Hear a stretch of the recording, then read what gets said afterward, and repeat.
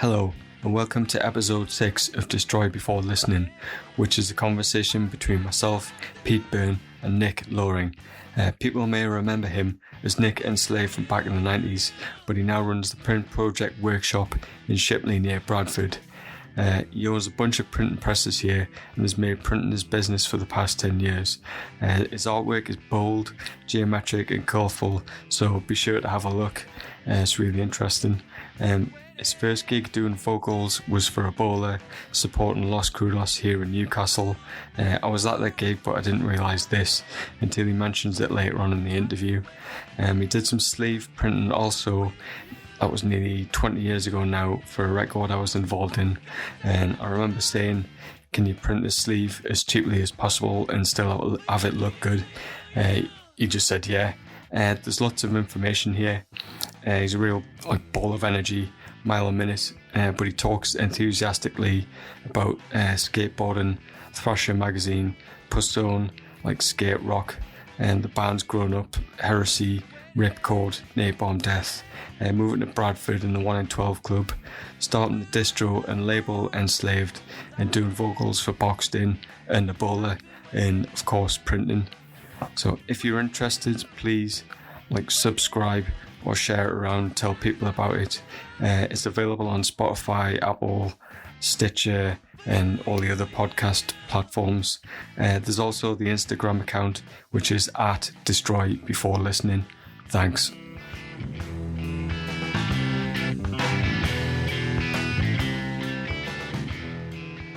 Okay, so you grew up in Nottingham, is that right? No. In the Trent area? No. No? No. All right, fuck that up. So no, that's fine. It doesn't matter. I mean, this is where I give everything away now, and then I get arrested. But no, I grew up in Staffordshire, Okay. in the middle of fucking nowhere, where no one, everybody that I met later on in the years, they always come from really cool places and stuff like Leeds or fucking Newcastle, Sned had always bloody go on about. Shit.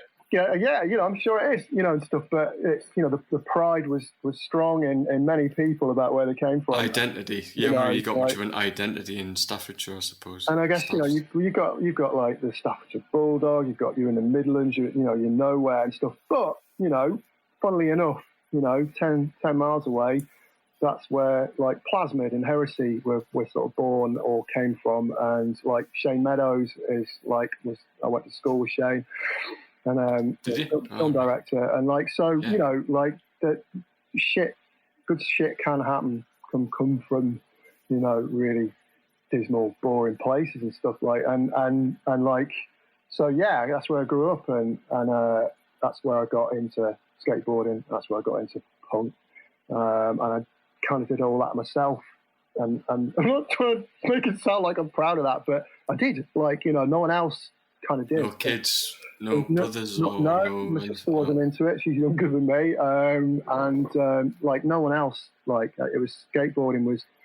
I guess skateboarding came first, and two guys lived up the road from me, and they had some skateboards, and this is 1979, 1980, something like that.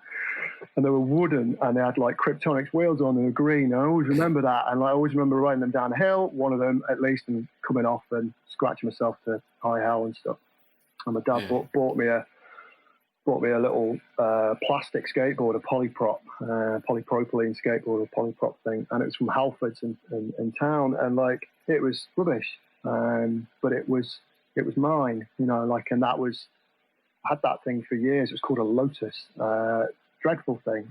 And that was sort of, I got that skateboard, but the craze of skateboarding had already passed at that point, so it was sort of, and you used to occasionally see stuff on the telly. You might come across the Magic Rolling Board or something like that, or some weird, I remember seeing Fred Blood, who was a roller skater on the telly, and but there was the stuff that you'd see on the screen on the telly, because it was just the telly. There was no video recorder, there was no Freeview, there was nothing, and it was, you occasionally come across these films, and they were American films, and they were always shot in California, and the person had blonde hair and long blonde hair or whatever, and they were cruising and sidewalk surfing, whatever you want to call it.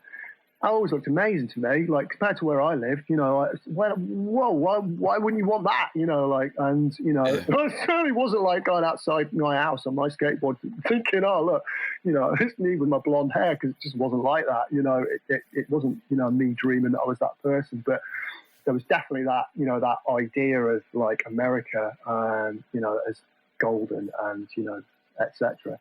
And like, and then I, put it away and didn't really do anything with it. And then I remember being on the bus, on the school bus, and like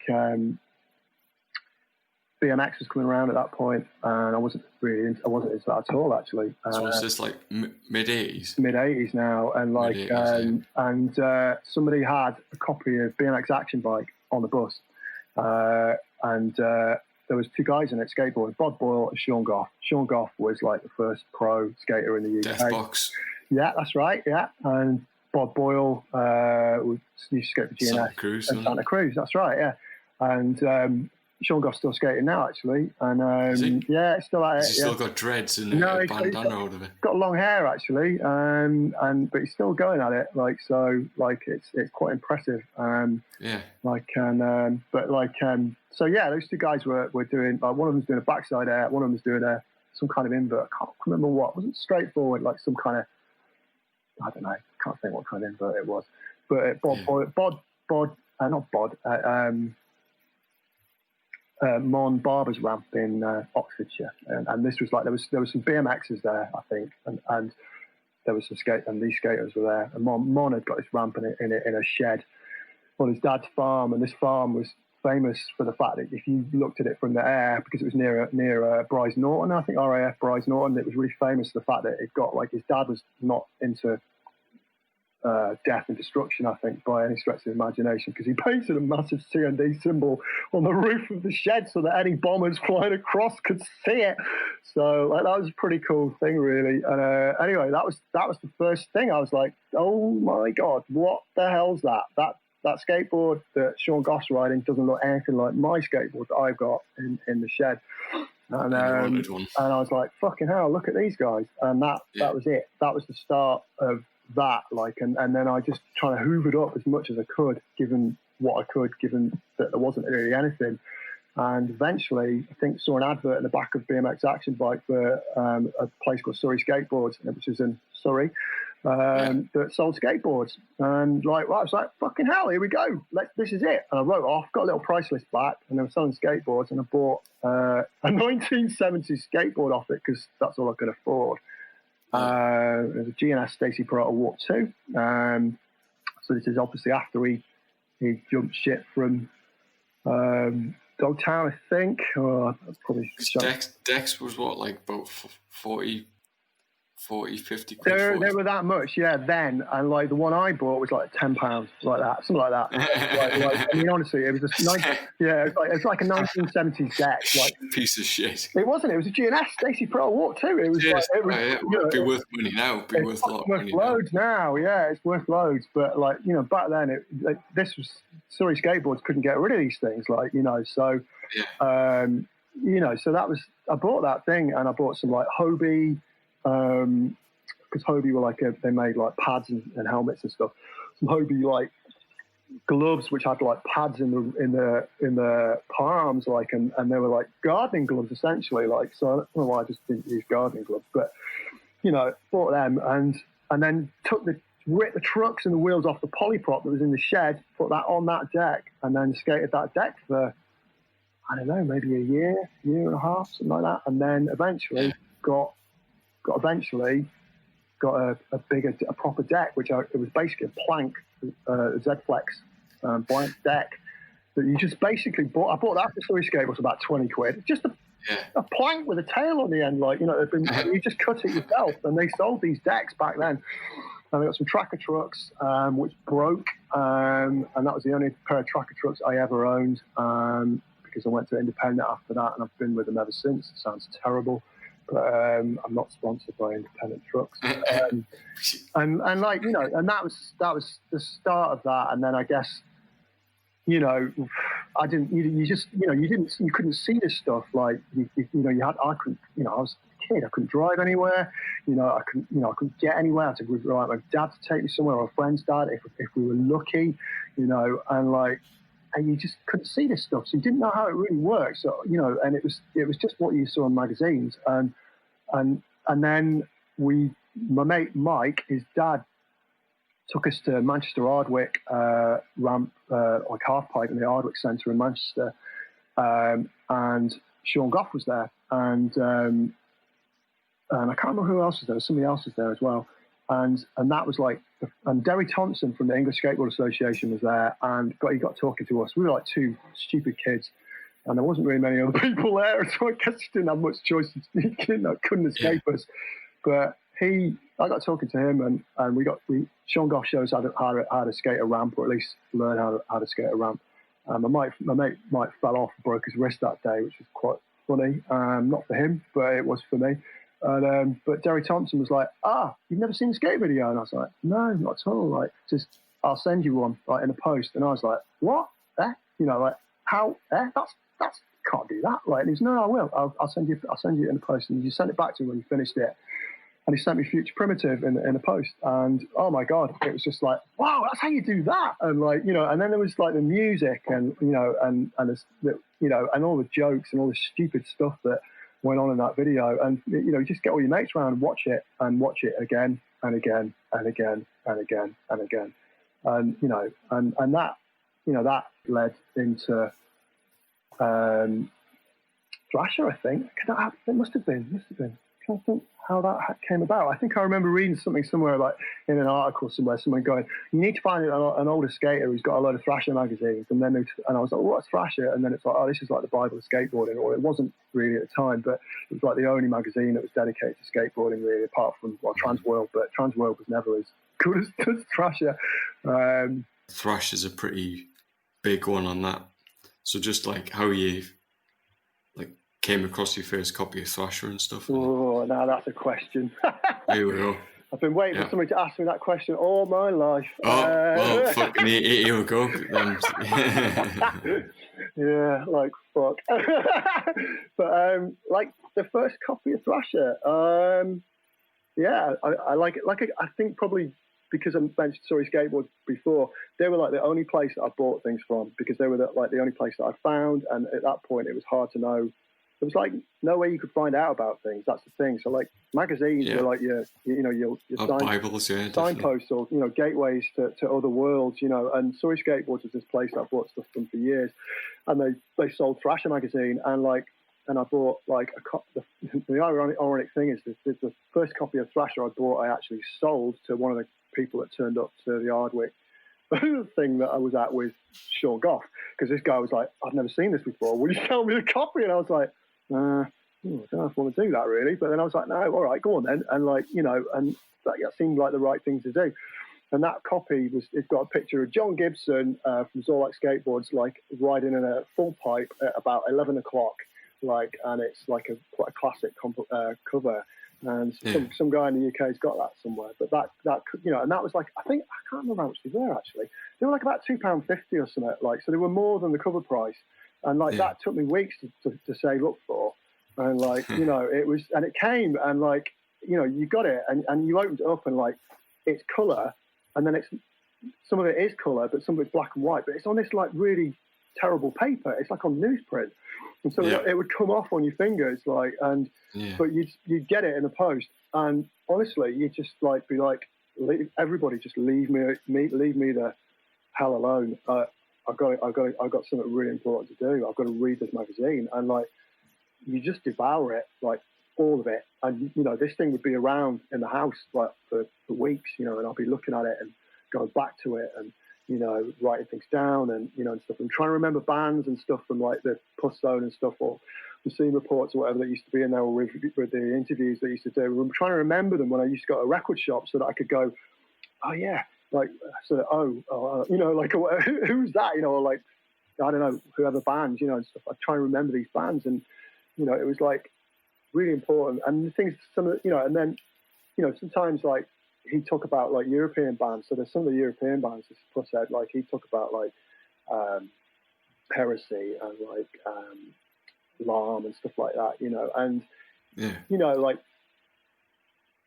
this is kind of odd because like you don't know, you're in the UK, but you're finding out about stuff in America about what's going on in your world, and stuff, and like that, very much like that early days, and like and then there was John Peel as well, and that, that was at about the same sort of time really. So you've got Heresy, you've got Electro Hippies, you've got Extreme Noise Terror, Napalm Death, Doom, and stuff like bands like that and stuff, and they're all on John Peel, and so you can hear these bands, and like so.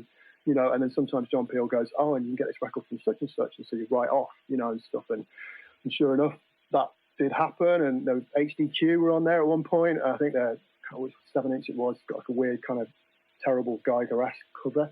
And and I wrote off for it to Looney Tunes Records in Scarborough.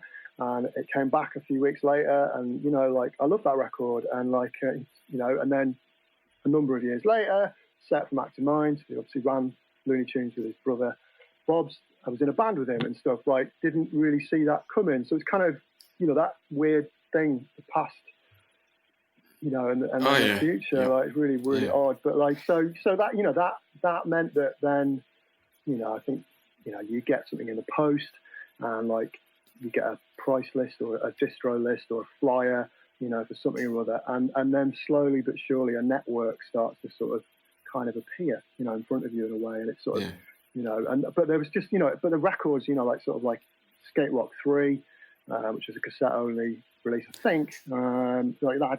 I was going to ask you if you were into the Thrasher Skate Rock, because the first, I think it was 5. I got a copy of 5 from somewhere. Yeah, I mean, the early ones are really good, like, but the number 3 is the one for me, because that was the one I got.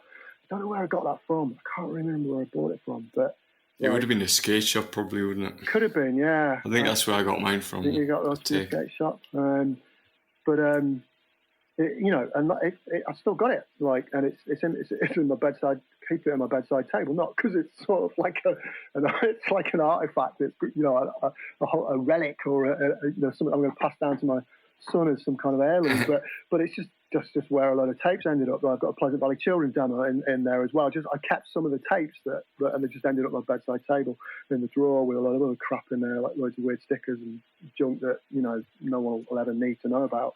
But like that Skate Rock 3 one was like the Accused, Septic Death, Corrosion of Conformity, Slam, Beyond Possession. I can't remember who else was on it. Gangrene. Like just some of that good stuff start. on there. Just amazing. Point. Like and the accused like was just like mate, absolutely. Accused of Septic Death was just like I remember this was Septic Death, and they just scared the hell out of me. They absolutely just horrific. Like as a young kid. Like and then Matt you put that together with Pushead's artwork, and it's this package was just dynamite really. And and then I bought the Accused, Return of Martha Splatterhead from the local record shop. Took that home, and that was on Earache Records, on the early ones. And that was just like colossal, fantastic. Even now, everything else they did after that, garbage. But that one LP, like that first Slow Death, yeah, exactly. And there's a couple of other shady other song on there, but like that LP is amazing, absolutely brilliant. It's just kind of raw. It's still got that punk sound, but it's kind of metal. It's really raw.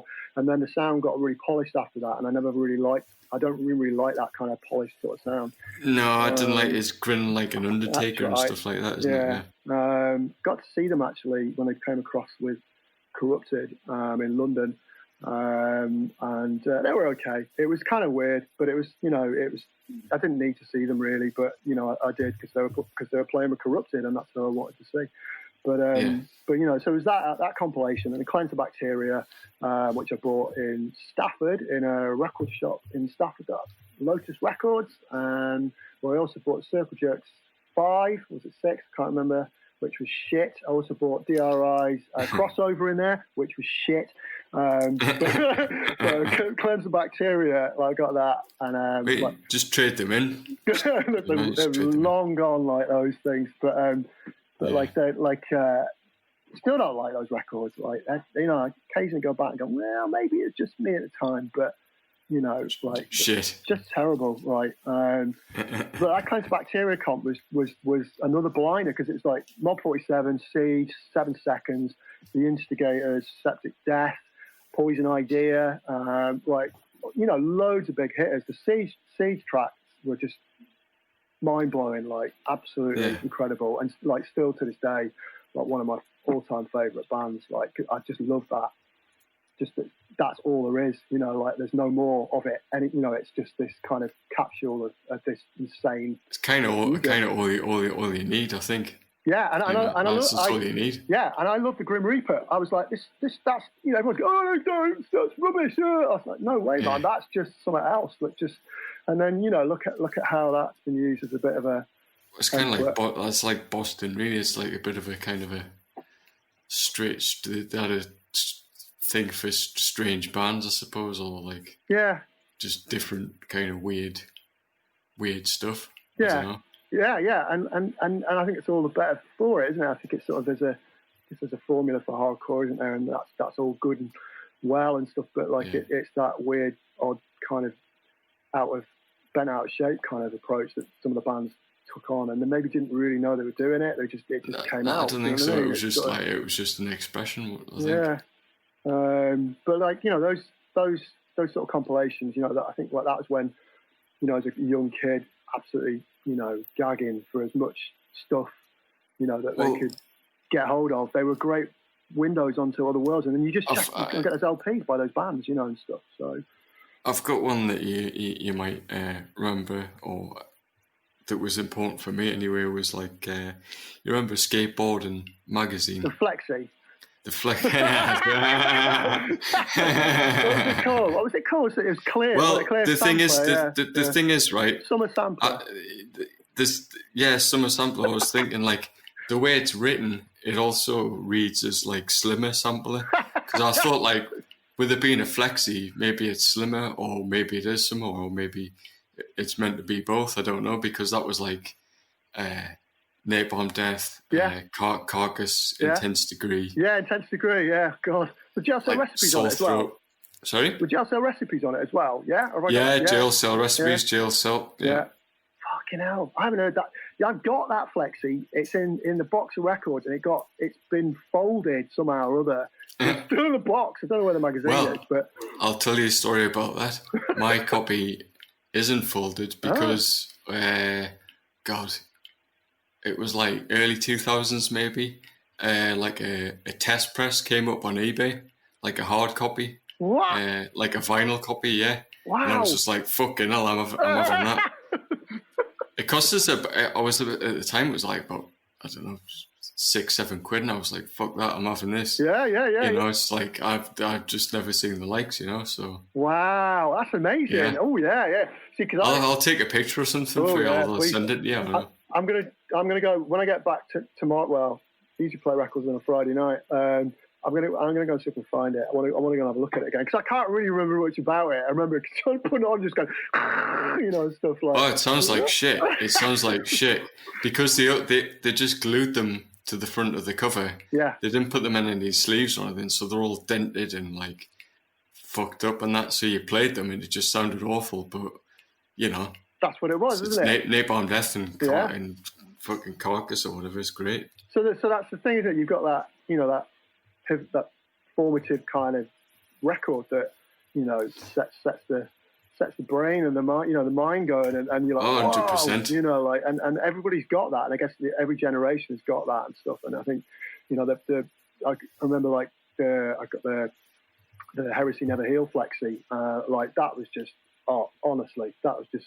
something else. And you know, and I didn't get that flexi to own it myself until a long time later, a lot of years later. But I got that for being at school.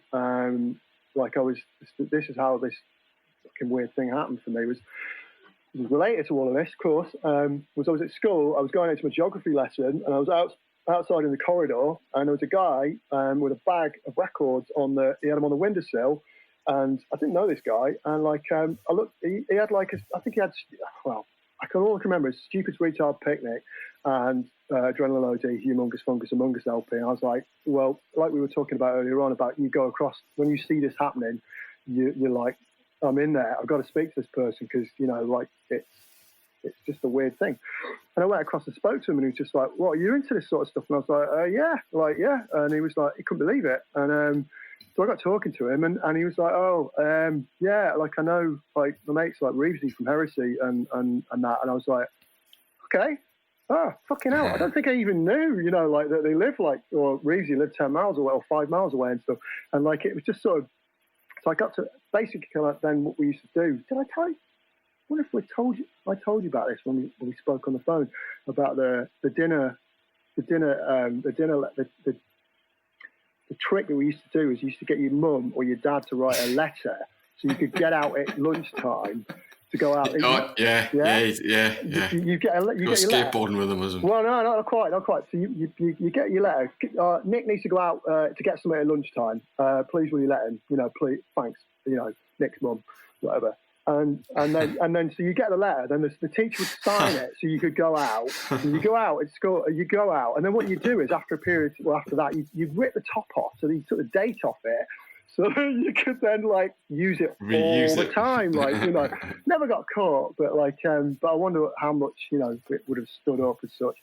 But that's how I met Reevesy, and we went out. I went out at school with Tony, called Tony Strange, of all people. Went out, met him in the bus shelter outside school because the bus station's just outside school. And I remember just vividly, still now, it's fucking weird. I remember this stuff because I can't remember like even what I did yesterday. But like you know, and he was sat on the bus shelter, and he had like an American like bomber jacket type thing, like a varsity, you know, baseball jacket, because that was I think that was kind of happening then. And he had like drain pipe jeans, blue jeans on, like Converse boots, but they were like really tall, like sort of long, like tall ones, like they flipped up, so they were like more like a big Dr. Martin boot type thing. And he had crimped hair and a bandana. I was like, whoa, what the fuck is this? Who the fucking hell is this guy? And we just got talking. And he was like, yeah, I used to be in Heresy. And it didn't seem to have gone too well for him. But like between the two of them, and I got to meet Garn, who was in Plasmid, who also lived in the same village as Reevesy. And so that, you know, they obviously got to hear Plasmid then, and then we went to gigs. Like, they made me tapes, loads of tapes. Like, so I've got like tapes at home with like, you know, like loads of American hardcore and loads of other sort of hardcore stuff on it, and that I still got. I've kept them because they're really, really important things. Like, and they've all got like photocopied Heresy Never Healed sticker covers and stuff. Like, this is bizarre. It's really weird to be talking about this, but like, you know, getting that at that age, like, just absolutely, your mind's fucking blown. Like, you know, this is incredible. I know you'd mentioned the sort of the Holy Trinity or whatever for you being the Ripcord, Heresy, Napalm Death. Yeah, you know, they're like that's that era. You know, like, and John Peel, and you know, but I never got to see any of those bands because I was too young, and like I couldn't get to the gigs. I just wouldn't, you know. Couldn't get my mum and dad to take it to a gig.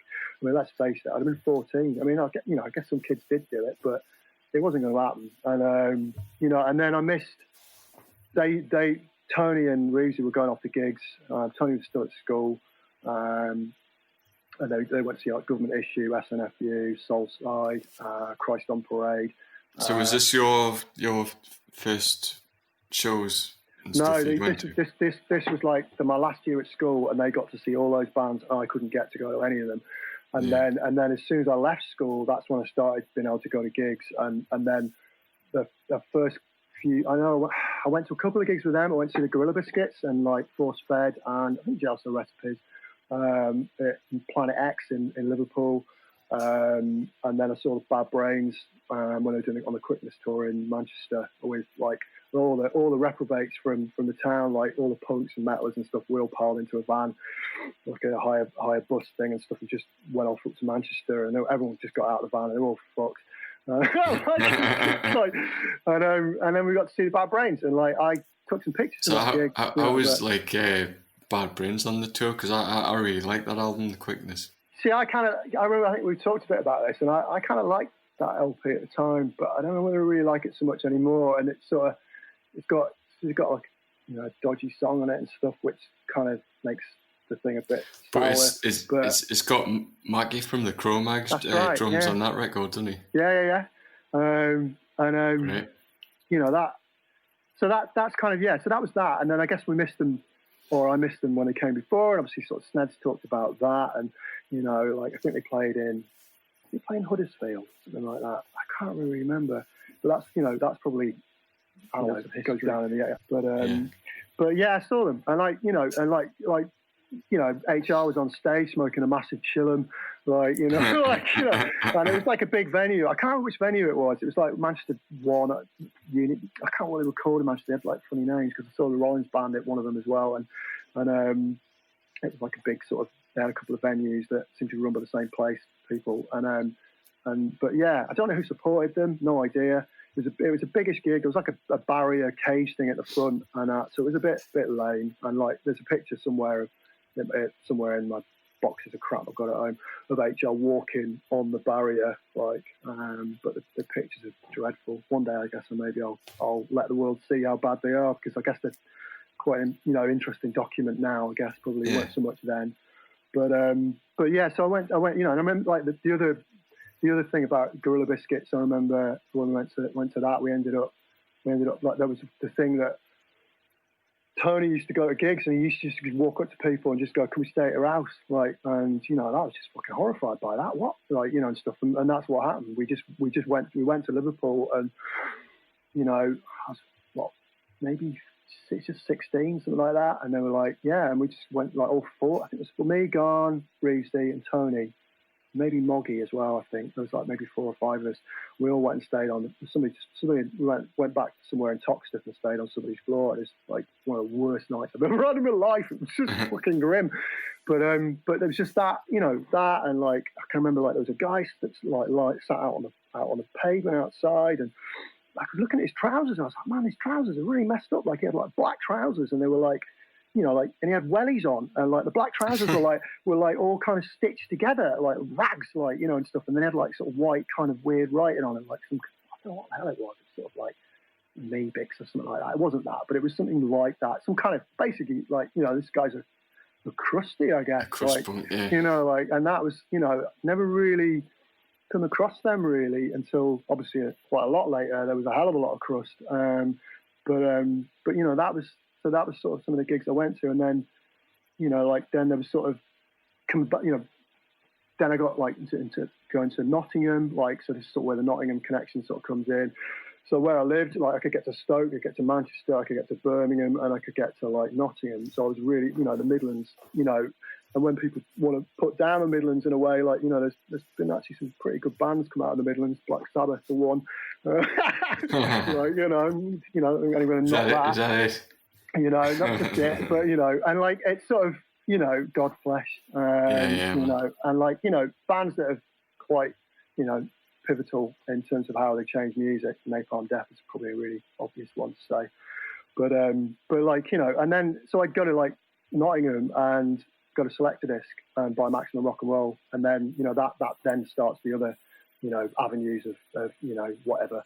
And you know, I went to loads of gigs in Nottingham, and like the Libido Boys, like, so it's probably more memorable for the fact that, not for them, but because Pleasant Valley Children played, and Joyce McKinney Experience played, and I loved Joyce McKinney Experience, and Pleasant Valley Children. I don't think I'd heard them at that point, but I can't really quite remember. But I definitely saw them, and remember Sned, definitely, with his green army jacket with the Melvins like drawn on the back, and some funny weird beads in his hair and stuff and that. I'm sure of that anyway. But like, probably won't like me saying that. But like, you know, and then Pig was on stage with a funny, like, weird, like, trilby hat on, and these horrible, like, shiny metallic blue, like, Speedo type shorts. I mean, it was, you know, my mate Liz, who I used to go to gigs with, like, she was just, oh, that horrible man with his horrible shorts. Like, she's really horrified by it.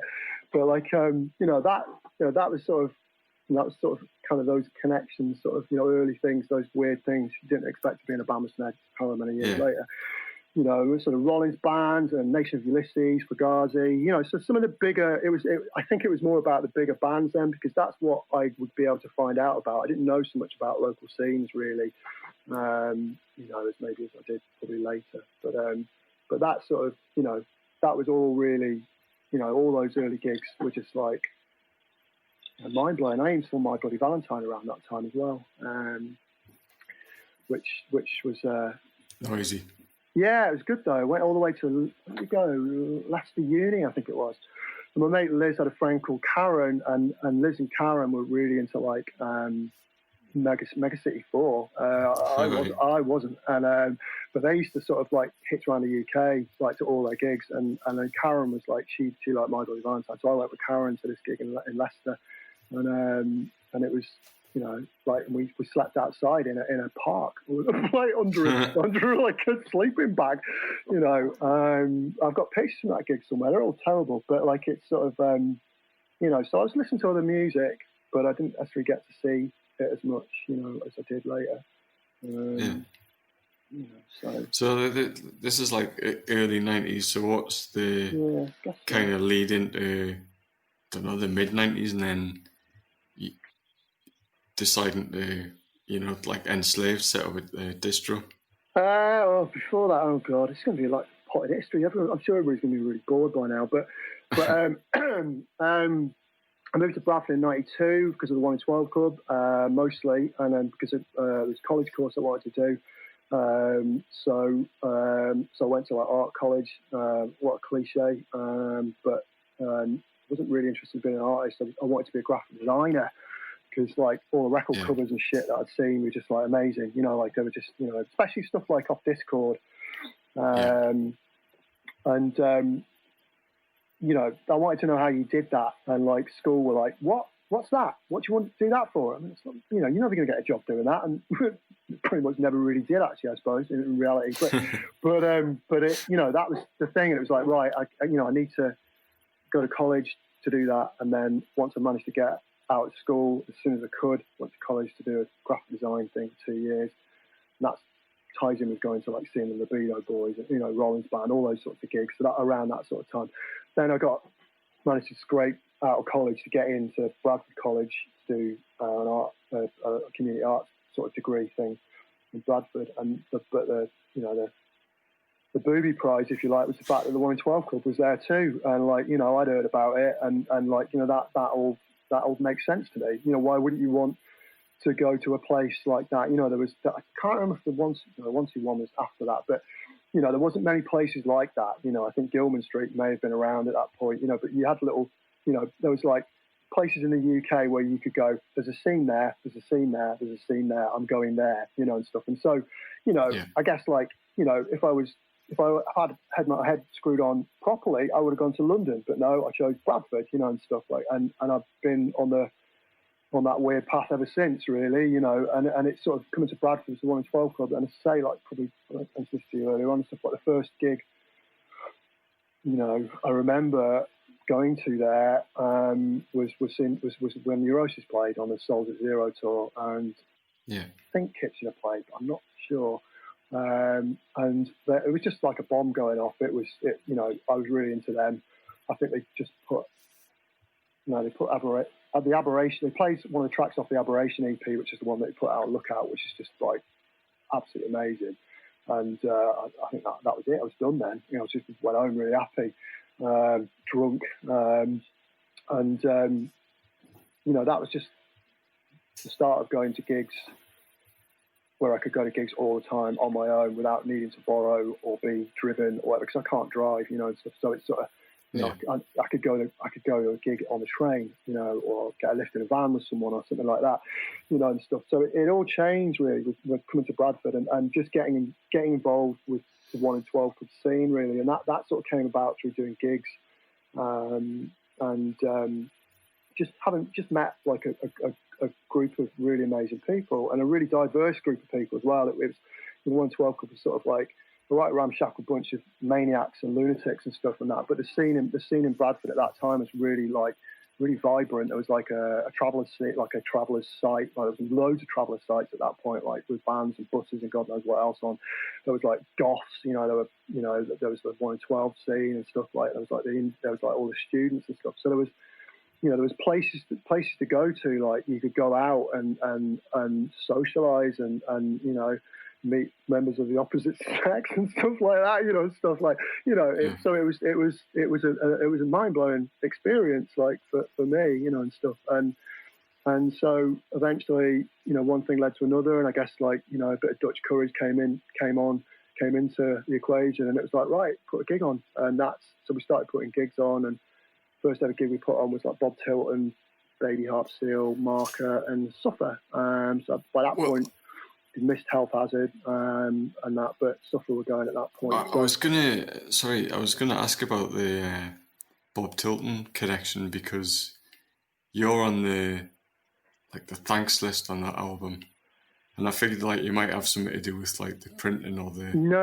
design. No, I didn't do the print. I just did like there's a picture on the inside. I think it's in the booklet. There's like a weird distorted picture, and it's like a picture I think I took of them, and then put the picture through a fax machine and destroyed it in the fax machine.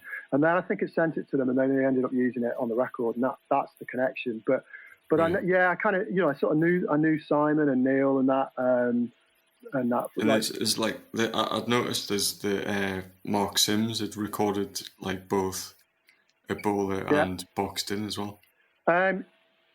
No, he didn't do Boxed In, but he did he? It's not Boxed In, just Ebola. Just Ebola. He did so Mark, I saw Mark, like, bizarrely at Glastonbury bumped into him, about 2015. He came into where I was working, which is the printing tent, Glastonbury Free Press, and he was videoing, like, the printing press is being used, and I was like, holy shit. Like, Mark, what the fuck? And we just got chatting. It's just like really bizarre. And he's working for the BBC now. But at that point, like Mark was recording. He had a recording studio in the basement of, was it? I can't remember what the number is now. Whichever house that all the people. I remember. Brunel Road, like which Terps and Reno and Bev and that all lived in at one point. Like, I think he had a recording studio in the basement, and so he did record. He recorded Ebola for a split 7-inch, so those connections, like, I suppose, are like, across scenes and stuff, and like Simon used to work in Selector Disc as well, so I used to go in and buy stuff, and used to talk to him and stuff, and in Nottingham, and then Neil was friends with some other people I knew and stuff. So, and I've seen Neil occasionally now and then, like he's in a band called, I forgot what it's called now. And I guess that those sort of, the 1 in 12 scene was sort of, it was sort of those early days, there was a mixed bag of bands playing. They were sort of, there was sort of like hardcore bands and emo bands and some more kind of weirdo sort of bands and stuff like, and I don't feel like at that point it was really regimented, but I think it did become more so over time. It became more crust orientated, shall we say? And that, but so that and I got some. So we started putting gigs on. What happened then? So this is probably like 96 or so. Yeah, 95. About that sort of time, and then started doing a distro. Stupid idea that was, and then I can't remember how it happened. I ended up the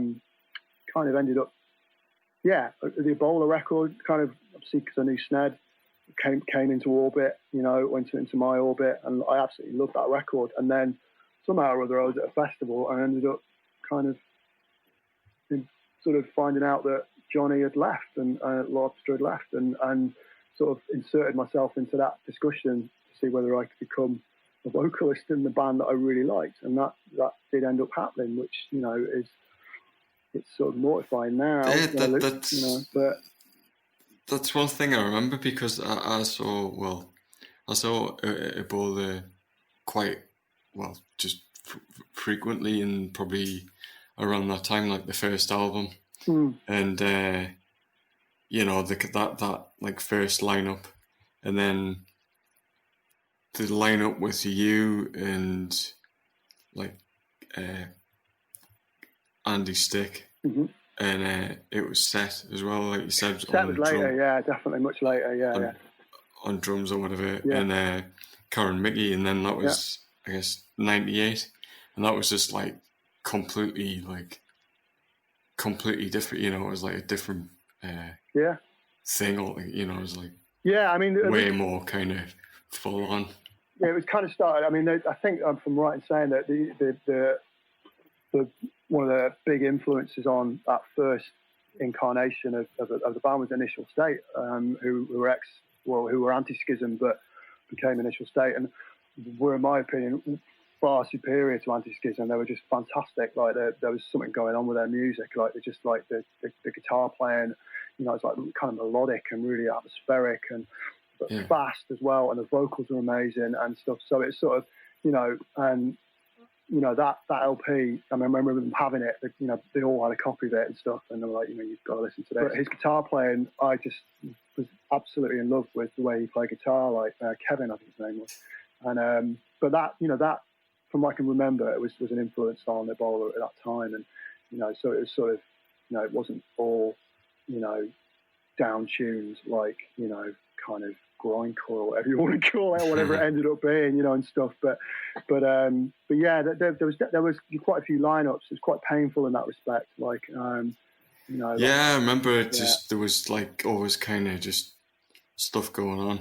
It was difficult to maintain with everybody's jobs, and then various people like not kind of, you know, it was difficult at times, and you know, so it meant that a lot of the time we seemed to be kind of treading water or going back to the same place, you know, going back to square one and starting all over again. It's quite exhausting. And so we did do some gigs and played some tours and stuff, you know, and I've got some really fond memories of a lot of those times, like, you know, being able to go to Europe on tour for the first time ever was with Ebola, and the first ever tour I ever did in the UK was with Ebola, and the first ever gig I ever played was in Newcastle at the Broken Doll with Los Crudos when they came on tour in the UK. So it was pretty daunting for me. I was like fucking shitting it, like, you know, and I think I played with my back to the audience, and I probably just carried on like that for the next 5 or 6 years, you know, and stuff with it, or however long it was that I did it. But you know, it was honestly being able to go to Europe and have that privilege, if you like, you know, to meet other people who were into the same things as you, who were, you know, up for putting your band on and you know, sharing conversation about, you know, your culture and their culture or whatever stuff was just unbelievable. Like, you know, I don't think I'd ever have got that from doing you know, traveling around Europe on a train like other people did, you know. And I think that's, you know, that now, like, you know, like given the fact that, you know, we were able to do that. I mean, that's kind of early, you know. I quite remember like when all the borders started coming down and stuff like. But certainly, you know, we benefited from those borders coming down, you know, and stuff, frictionless borders. You know, and it's an absolute disgrace, you know, that now that like that is not going to be my 10-year-old kid is not going to be able to have the same kind of experience that I and loads of other people did. I mean, like if you talk to Sned and Mickey and stuff, you know, they'll have a slightly different experience because it's slightly earlier, you know, and stuff like. So it's a little bit harder, you know, and it was a lot more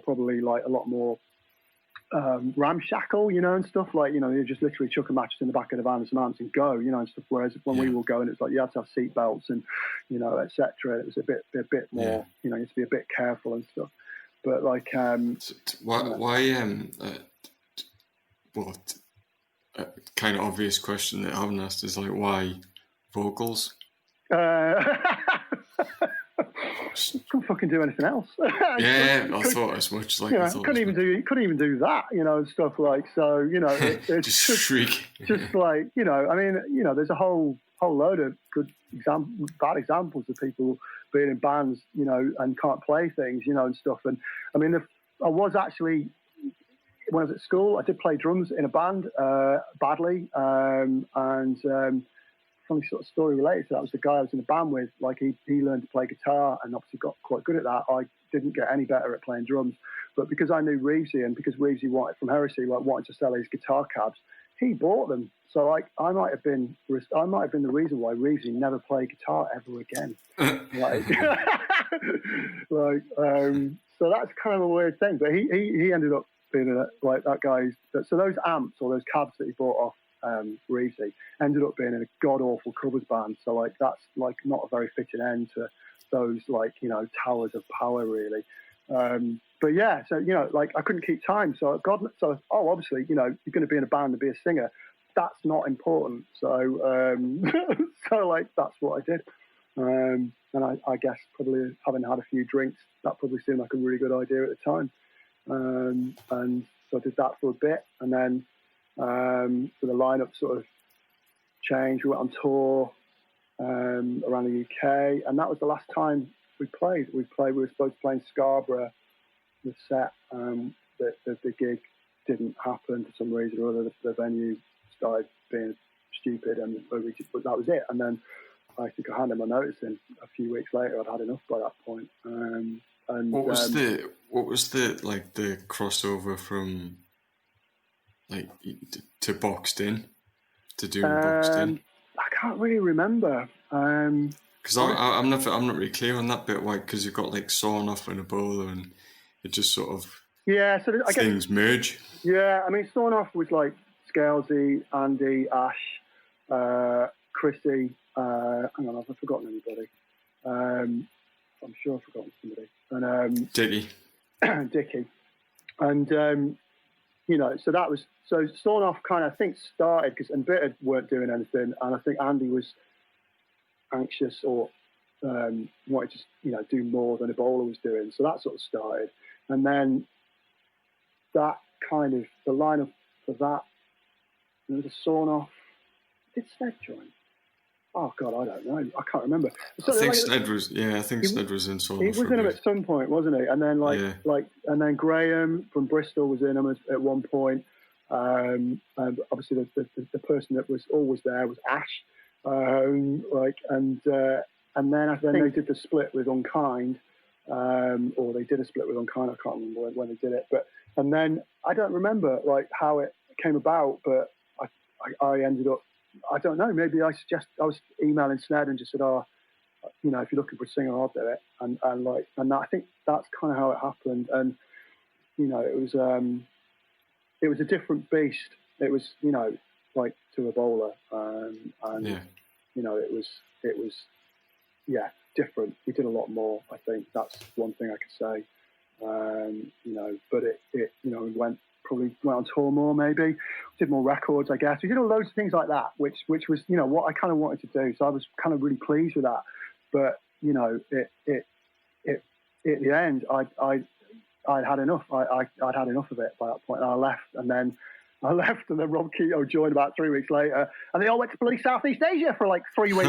Bastards, like, you know, but it's, you know, it's fine, it's cool. I did what I wanted to do. I felt I couldn't go any further with it, and you know, and like, you know, but I'm, you know, like really good friends with Nick and Karen. I've seen their kids grow up, and like, you know, it's like, so, and Snare, you know, like these friendships, you know, seem to endure. We don't see each other so much, but you know, it's you know, it's just what it is. And I think, you know, I'm really, you know, I really like, you know, I can't say being in the band was always fun all the time, because it wasn't. There was definitely gigs. You know, any person that's in a band will find a gig terrible. You know, some will be brilliant, some won't and stuff. And there was certainly highs and lows with both bands. But like, you know, and I think it's that thing of challenging yourself to do stupid things, and you know, and like I'm pretty good at that. You know, like, and I've always done what I consider to be risky, stupid things, and I usually pay the price for it somewhere. You know, so. But so yeah, sort of, you know, the band, yeah. So then I didn't do anything after that. That was it. It was, you know, I think the Boxed In record got pressed. Martin Crudos pressed it in America, which I was like quite pleased about. It was kind of a weird chain of, you know, circle, how it kind of started, you know, playing with Crudos originally, and then like he got to press our record. We talked about like DS13, who were like, you know, band of the moment at the time and stuff, or then, you know, and stuff and that. And, you know, and I got to hang out and meet lots of great people. And I think, you know, and you know, and then like weirdly, I was reading Joe Thompson's book, not Get in the Van, that's somebody else's book. Joe Thompson from Hey Colossus, he's written a book about like his time in Hey Colossus. And there's a guy in there, and I didn't realise like at all, like about who put the gig on in London for the DS13 Boxed In gig. And I broke my collarbone at that gig. No, or they broke my collarbone at the gig after. I can't remember. And we were on tour, and then the guy that put the gig on in London wrote something about that gig in Joe Thompson's book, and I was like, it's really weird. But I've completely forgotten about him, and I thought Paco put the gig on, but evidently he hadn't. And just weird, these things come up, and I always think it's nice if it happens and it's related to you, but also it just helps in your understanding or your knowledge. It makes that story, embellishes it more, maybe. And it's just more of a shared history. You mentioned DS13 because you Enslaved became, what was it, a label as well, like the. Yeah, it did, it kind of, it was a big albatross around my neck in the end, and it got quite big and quite annoying and quite scary, and and then it just I didn't enjoy it. I just hated it. I was just like, this is driving me crackers. How can I sustain this level of interest in all these records that are effectively destroying the planet, and stuff? How can I keep saying this record's amazing and it sounds like such and such, or whatever, because I can't think of a really interesting way to describe it. I just kind of got really tired of that. I just didn't feel it was valid, or it's not to say it's not, because who's to say what isn't and what isn't. But for me, it was just like, I don't know. It doesn't feel right. Is this to like from a point of view of it being like a waste of resources? It's a bit of that, yeah. And I just felt. It felt like we were on a bit of a merit, like encouraging consumption, like making people buy things, and stuff. And I don't know whether, fucking hell, I buy stuff. We all buy stuff, and we all like mad stuff that gives us enjoyment. But I don't know, I've never been a massive record collector, and I never really understood people who collected records, talking about green vinyl. Never really got that. And I used to get tired of talking about things, being in conversations with people when I used to start talking like that. I was just like, my partner Kathy was just like, man, what the hell's wrong with these people? And stuff. It's just like, why are they talking about, this is just not, and I was like, well, you are, of course she's right. She usually is. It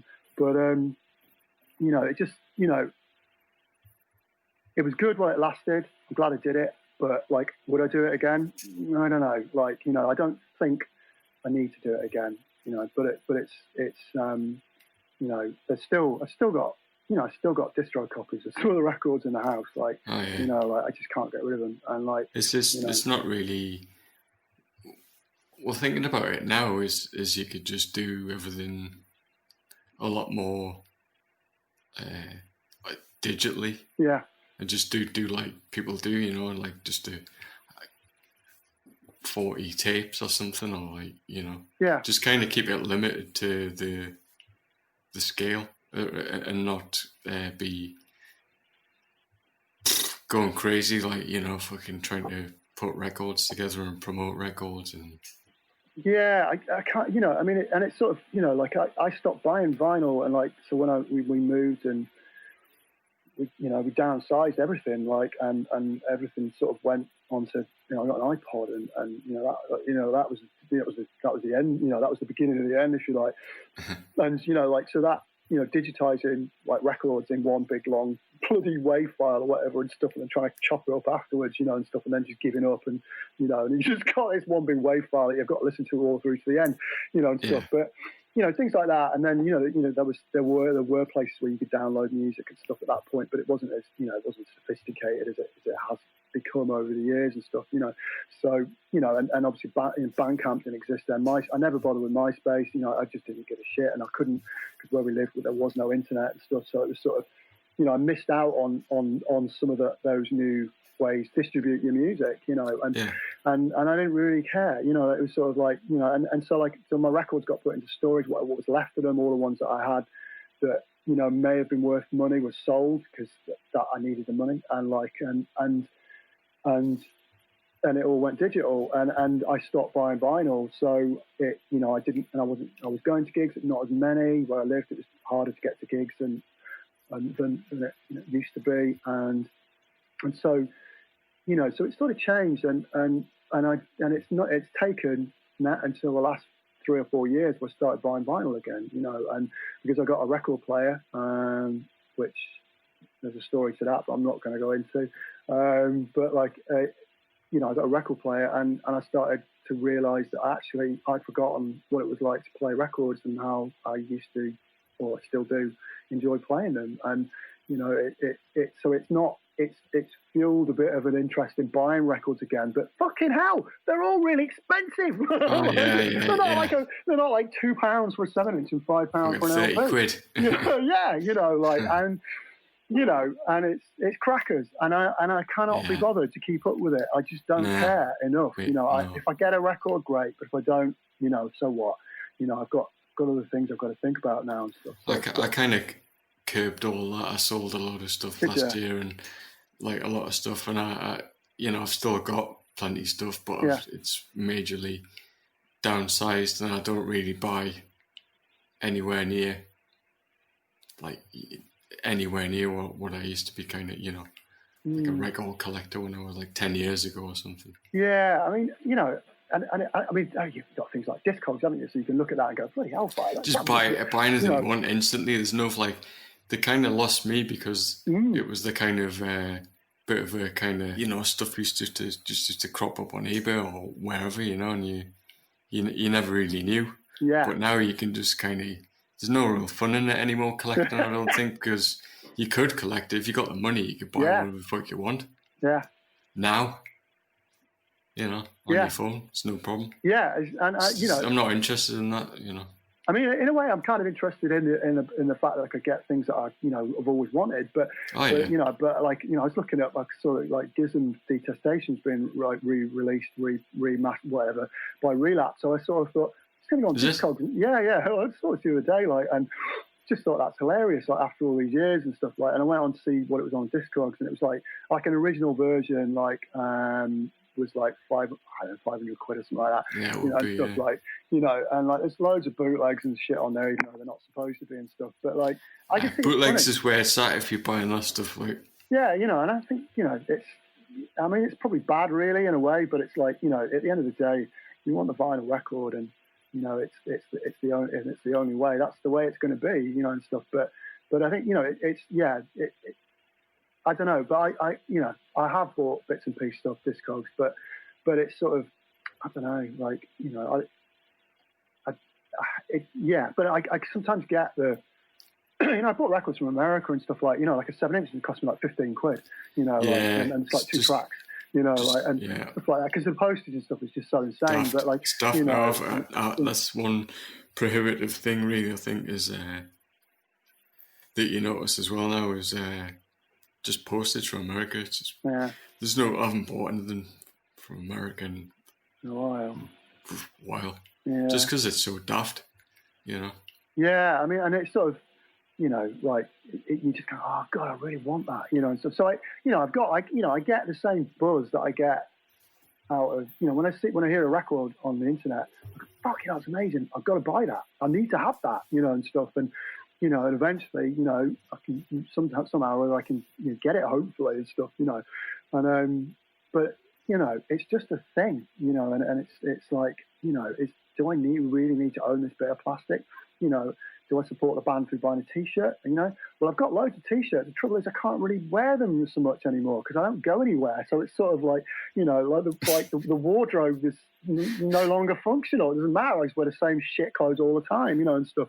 But so I don't know. But it's so it's changed, and I think and I do stuff like print record covers here and there and stuff, and there's a much more vinyl fetishist market, I suppose, than there ever was and stuff, and and there's a cliche of a certain person of a certain age or whatever gets back into vinyl and stuff, and I probably fulfill that cliche to a certain extent, but I don't really give a toss. It's like all my records are in the living room, but the record player's in the attic, and so it's just the way our house is at the moment and stuff. But I pull out the records occasionally when I'm sat on the sofa and read through them and stuff. And I kind of kept all the records that were important to me, that meant something to me, like Ripcord's Defiance of Power, like that. I can remember buying that, and with my girlfriend at the time in Birmingham, like outside McDonald's in Birmingham, buying a McDonald's hamburger, but also having just bought like Ripcord's Defiance of Power, like, you know, stuff. And she was a vegetarian and I wasn't, and like, you know, the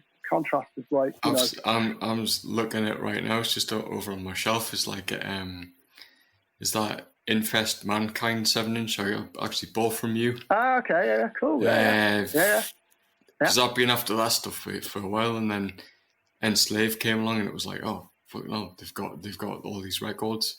That was the time when they all got like repressed, wasn't it? Like, and they were just like, it was, you know, it was all the collectors were like, oh shit, like, game over, you know, like, but yeah, it's still a collectible record, but I'm just like, you know, it's just a artifact. It's like what you're saying, you know. Yeah. Just significant. Yeah, and I think that's the thing, isn't it? Is that, you know, you've all got those, you know, those sort of touch points, if you like, or, you know, pieces that just set everybody, you know, set people going mad. Well, if you can remember, you know, when you got it and where you got it from, it's a bit like, it's probably more important somehow. You know, memory. I don't know. Remember buying the Electro Hippies, Only Good Punk Is the Dead one in Birmingham again, and took that home. Was majorly disappointed. This is garbage compared to, like, you know, like the Peel session and that. Like, it was just nothing like, you know, what I liked about the Electro Hippies. You know, it was just like, what, you know, and stuff. But you know, and I think so. Yeah, so like records are like, you know, like music. You know, music is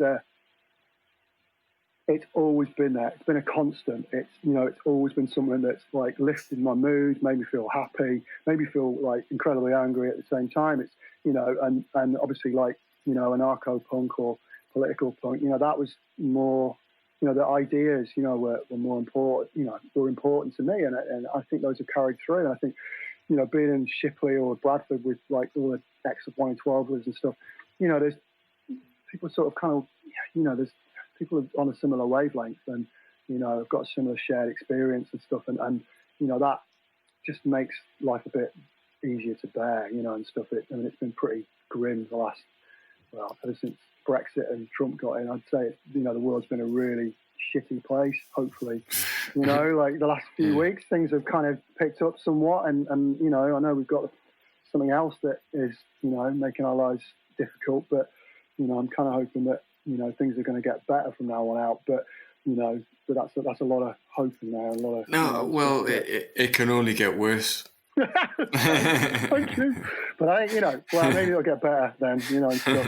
But I, you know, it's sort of, you know, that you know, that it's sort of, you know, music's always been around. I've all, you know, gone to gigs and, you know, and then I started like doing like sort of after all the bands and stuff. I did start putting gigs on again at the 112 Club. But this I guess this is probably Sned's fault. So, because Sned was really into about this band called Circle. He was like, "Oh man, check this out!" And stuff, like, you know, like, and so I was like, "All right, okay." And I heard him. I was like, "Fucking hell, man, this is amazing!" Like, you know, and stuff. And so obviously got really obsessed with them, and then eventually got to put them on. And I can't remember if that was the first gig, or was it not?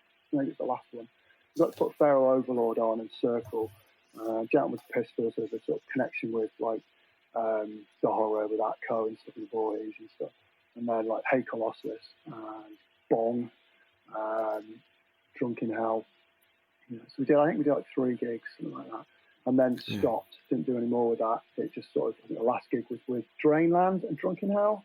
But I think yeah, something like that. And then I didn't do anything with that again. And then I guess things picked up again. I moved back to Shipley, and then like I started doing some stuff here. Yeah, I was going to ask you some printing stuff. Go on then. If that's all right. Yeah. Is that okay? I suppose so. It's not fucking. Of course it is. Fuck's sake. Go on. Go on. Yeah. No, it was just your kind of like exposure or your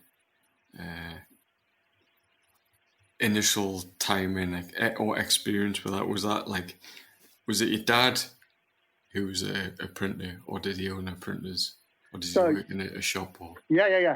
Oh, yeah, definitely all of that. So how did I get interested in printing? That's the question. So like Well, roughly like that, or kind of what were your experiences with, working or setting up things for print? So I kind of, okay. So I guess my interest in making things and printing as such just came about from making fanzines. So I made a couple of fanzines like any idiot does, at a certain age if they can. And I made a fanzine at school and tried to sell it to my mates, and funnily enough, no one was interested in buying it because it was about skateboarding and punk, and no one else was into that at school. So no one wanted to buy that and stuff. But I went to the printers in town, and the printers, you go in and you're at the door and it stinks of this really heady sort of kind of smell of ink and oil and paper, paper and BO and bad breath and cigarettes and stuff. And the guy in there was just he had a photocopier, and I was like, oh man, this is amazing. Look at this. Look at the toner on this. It's really dark, really black, and really amazing. I was just well, fascinated by this, this thing. It obviously wasn't printing, but it was photocopying, and that was the best that there was at the time for me. Printing was just never going to happen.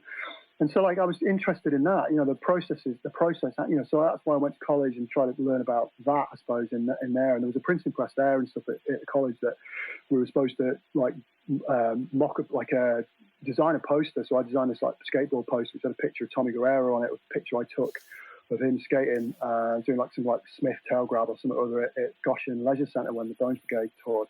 And, so I made this kind of shitty kind of typographic poster with him going down the side, and you mocked at this thing, and then you were supposed to give it to the printer, and the printer would turn that into plates and stick it on the printing press and stuff. And the printing press was in this room with a load of wood type on the side and stuff, so you could see all this other stuff and that. And it smelled funny, this room. It was a really interesting room, but basically I didn't really have enough time I didn't spend the time figuring out how to use the printing press, because I'm more interested in going outside, smoking weed, drinking beer, and falling in love or being hurt, by being in love. And so I was interested in that, and then eventually I did some screen printing and risograph printing and stuff so there was a place here in Bradford that the mail out, if you remember that, used to get printed on a risograph at the resource centre in Bradford. So it used to get put together on a computer at 112 Club, and then all the scan, it was so the 112 Club had a computer and a scanner, and I don't know if I had a printer, I can't remember. So we used to go down there and use that, and then used to go to the resource centre to print the mail out and do our mailing list and stuff for the record label and stuff. And so that was that was the sort of beginnings of DIY printing. We did some screen printing and stuff and that. Kathy's still got a Totalitar T-shirt that we screen printed in our living room and stuff at one point, which was one of Stick Doom's screens and stuff. And when she puts it on, I'm always like, oh, that's amazing, because it's a completely unique Totalitar T-shirt. We printed it and cured it in the oven in the kitchen, because it was a plastic doll thing. So we were doing these things. We were figuring out how to do printing and stuff. And then I basically my dad got made redundant, and basically just had no way of knowing what to do with his life after that point. And so what my mum and dad did was they put everything they had, literally everything, into buying this printing business. And at that point they were like, do you want a job? And I was like, go on then.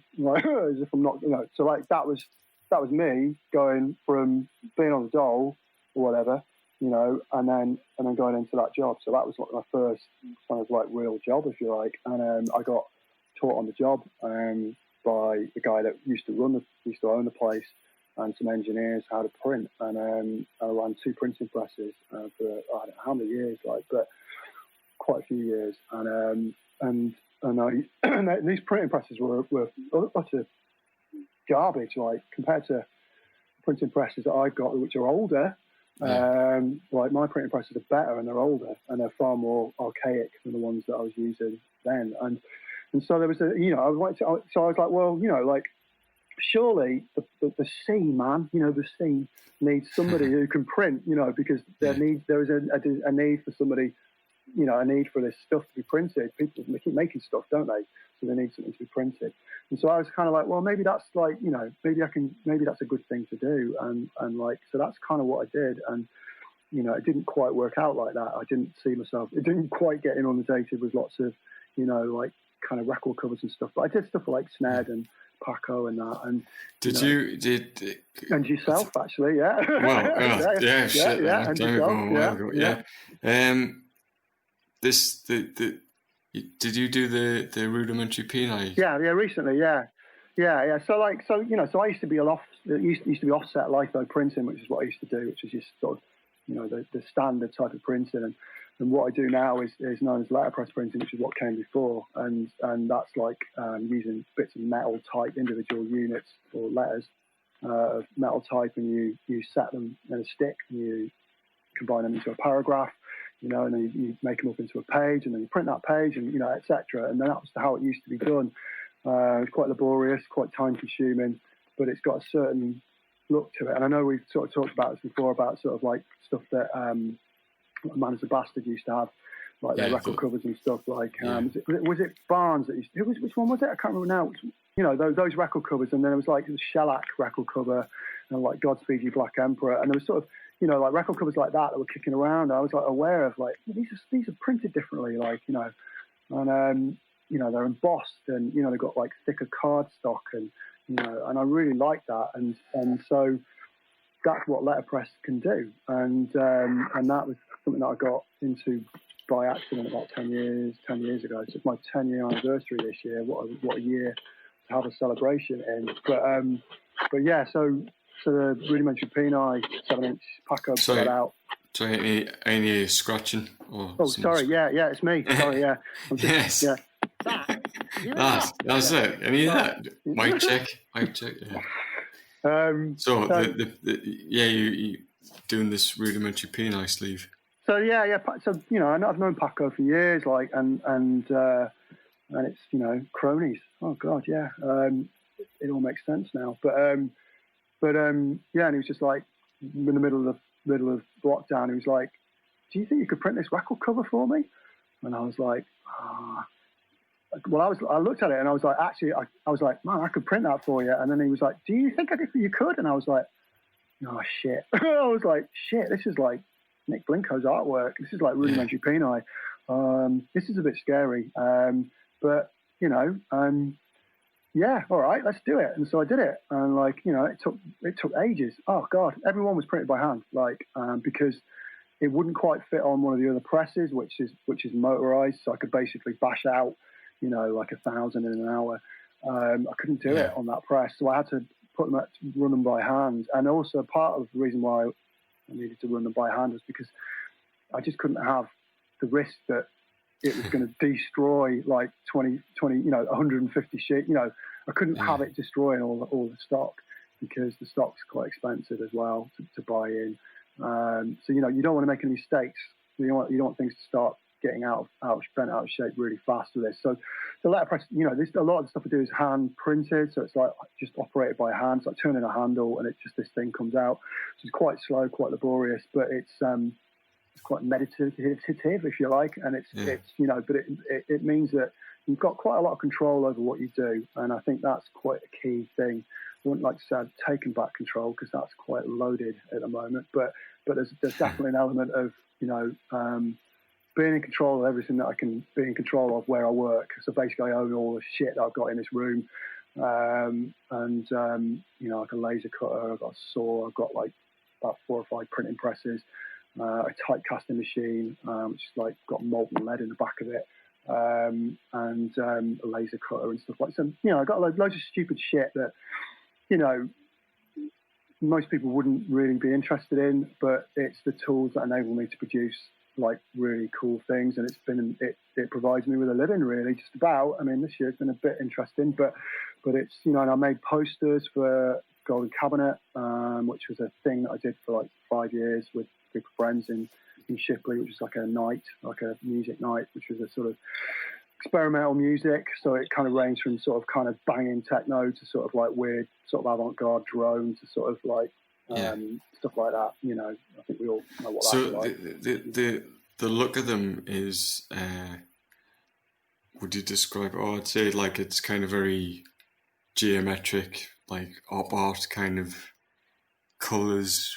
It will be like pinks, blues, yellow, red, that kind of thing.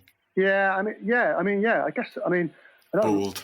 Yeah, I mean, it's I can't draw for a start, which probably explains the fascination with shapes. But like, and I got into this because of type. I was really interested in typography, but that's kind of gone by the wayside. I'm kind of really more interested in patterns and repetition and the endless possibilities that are there. It's like searching for the holy riff, really. It's sort of like, where's this pattern? This pattern is going to unlock the mysteries of life, in a way.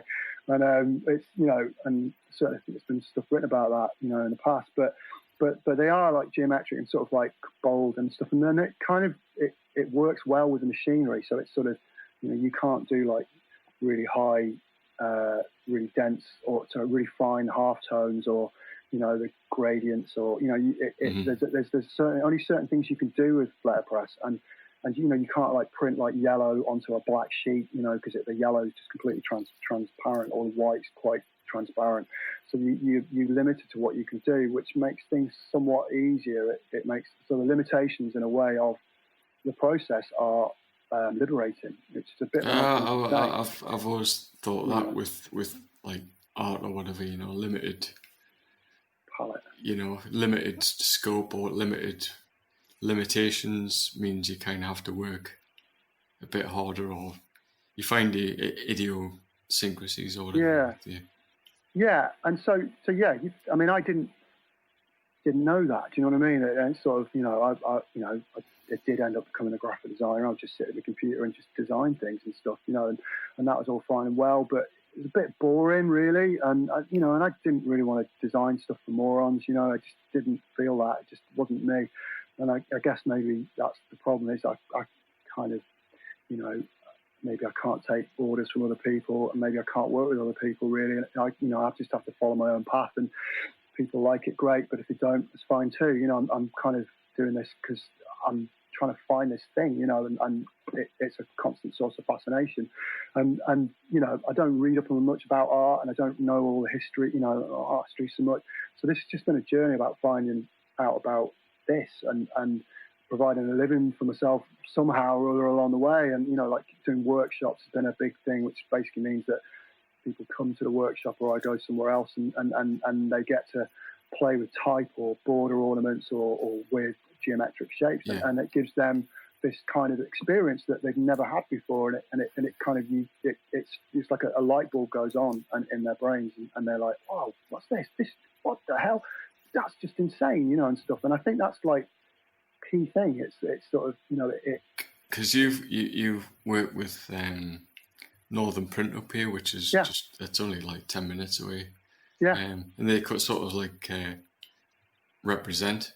Will they sell your work? Yeah. And like, I mean, and they've been amazing. Like, obviously, like just amazing. Like, really great group of people. And I just think it's just kind of mad that it kind of the connection with Ebola, Newcastle, Mickey and Karen, and yourself, like, and Northern Print, and I had this kind of funny connection. It's like it's kind of come back round, like all this time later and stuff, and and then I kept meaning to mention earlier on stuff like regarding Newcastle, it's obviously like Pete and Rachel from Slams, and stuff like they were like a really important, pivotal kind of group of people that, like, Rachel's illustrations, like, in the way, and Fast Connection magazine, and Pete's like really interesting take on the world, which is like a really, I know the music was way above, like completely different to what we did and stuff, like, but like we were all part of that same world, doing stuff with Northern Print, having an exhibition there last year and stuff. Was like a real honor, a real privilege, really. I really expect, when I started making the posters for the gigs, I didn't expect that to be a thing, like it wasn't set out, there's no plan. The only plan is just doing it, and I think that might sound like a bit of a crap thing to say, but it's sort of like, it's just, I don't know. I don't know. I'm going to die poor, but maybe I'll die happy knowing that I found the eternal riff, it's like, it's a funny place to be in. And like, it's always been a bit precarious, but it's sort of, both me and my partner kind of, we're used to living like this, and it's sort of, we're not driven by the same things that probably other people are driven by, and that doesn't mean that that's bad. It's just that we're just not interested in, you know, having a nice car or a car full stop, you know, and stuff like, or a massive house, you know, and stuff with a hot tub, you know, stuff like that's just not for us. You know, it's just like the important thing is to, you know, live on the earth and try and, you know, try and not cause as much, you know, damage as possible while you're here, and try and do something that's, you know, going to be a positive, you know, like to people's existence, you know, and people like my stuff, great. If it makes them feel happy, that's great. That's all I could ever ask for. Brinson, Michael Kitteridge, 19, road crew, learning a new profession.